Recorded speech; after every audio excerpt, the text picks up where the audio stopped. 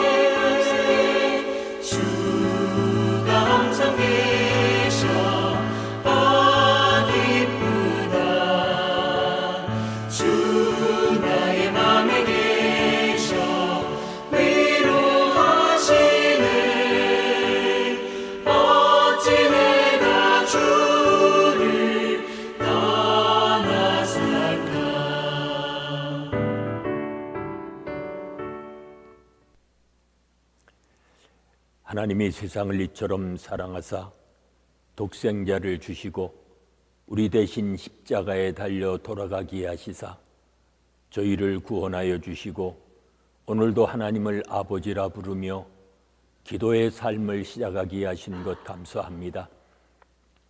영육간의 강건함을 베풀어 주시고 오늘도 주님을 찬송하며 기도하며 주의 말씀으로 주께 가까이 나가게 하시니 감사합니다. 오늘도 받은 은혜와 사랑을 깨달아 많은 사람들과 함께 주의 복을 나누며 살게 하시고 하늘의 소망을 두며 살아갈 수 있는 믿음의 자녀들이 되게 하여 주시옵소서. 예수님의 이름으로 기도하옵나이다. 아멘. 이제 다 함께 사도신경으로 우리들의 신앙을 고백하시겠습니다. 나는 전능하신 아버지 하나님, 천지의 창조주를 믿습니다. 나는 그의 유일하신 아들 우리 주 예수 그리스도를 믿습니다. 그는 성령으로 잉태되어 동정녀 마리아에게서 나시고 본디오 빌라도에게 고난을 받아 십자가에 못 박혀 죽으시고 장사된 지 사흘 만에 죽은 자 가운데서 다시 살아나셨으며 하늘에 오르시어 전능하신 아버지 하나님 우편에 앉아 계시다가 거기로부터 살아있는 자와 죽은 자를 심판하러 오십니다. 나는 성령을 믿으며 거룩한 공교회와 성도의 교제와 죄를 용서받는 것과 몸의 부활과 영생을 믿습니다. 아멘. 오늘 우리에게 주시는 하나님의 말씀은 에스겔서 36장 16절로 23절의 말씀입니다.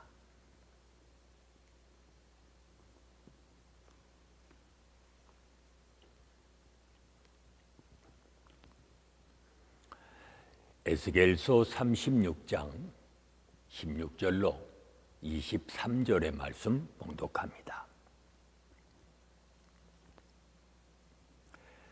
여호와의 말씀이 또 내게 임하여 이르시되, 인자야, 이스라엘 족속이 그들의 고국 땅에 거주할 때에 그들의 행위로 그 땅을 더럽혔나니 나 보기에 그 행위가 월경 중에 있는 여인의 부정함과 같았느니라. 그들이 땅 위에 피를 쏟았으며 그 우상들로 말미암아 자신들을 더럽혔으므로 내가 분노를 그들 위에 쏟아 그들을 그 행위대로 심판하여 각국에 흩으며 여러 나라에 해쳤더니 그들이 이른 바 그 여러 나라에서 내 거룩한 이름이 그들로 말미암아 더러워졌나니 곧 사람들이 그들을 가리켜 이르기를 이들은 여호와의 백성이라도 여호와의 땅에서 떠난 자라 하였음이라. 그러나 이스라엘 족속이 들어간 그 여러 나라에서 더럽혀진 내 거룩한 이름을 내가 아꼈노라.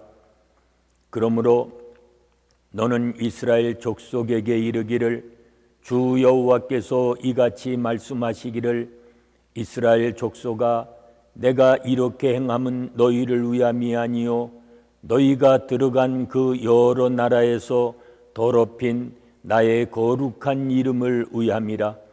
여러 나라 가운데서 더럽혀진 이름 곧 너희가 그들 가운데서 더럽힌 나의 큰 이름을 내가 거룩하게 할지라.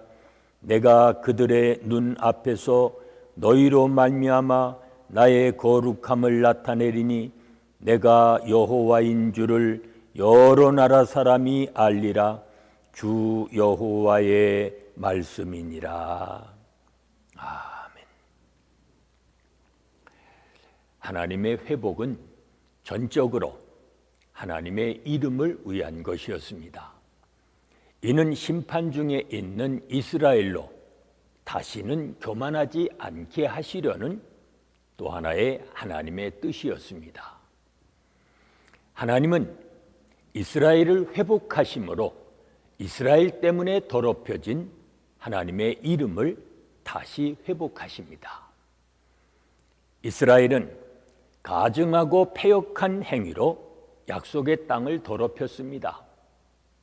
그로 인해 타향으로 쫓겨났음에도 불구하고 그들은 가는 곳마다 하나님의 거룩하신 이름을 더럽혔습니다.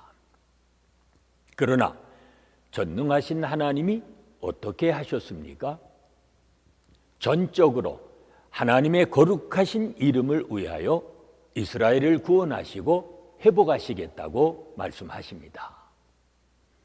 자기 백성의 수치를 두고 보지 못하여서 맹렬히 분노하셨던 모습과는 다른 모습입니다. 그러나 이것은 하나님의 사랑이 식어졌기 때문이 아닙니다. 하나님의 구원이 사람에게 받을 만한 자격이 있는 것이 아니라 전적인 은혜와 선물임을 보여주는 말씀입니다. 본문에 이어 나오는 말씀에 보면 회복은 새 창조, 즉 구원의 첫 단계입니다.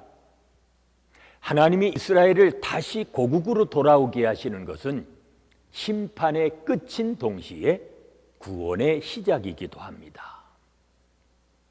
돌아온 이들을 맑은 물로 씻어 정결하게 하시고 새 영을 주셔서 돌 같은 마음을 부드러운 마음으로 바꾸셔서 하나님의 말씀을 지켜서 행하게 하실 것입니다.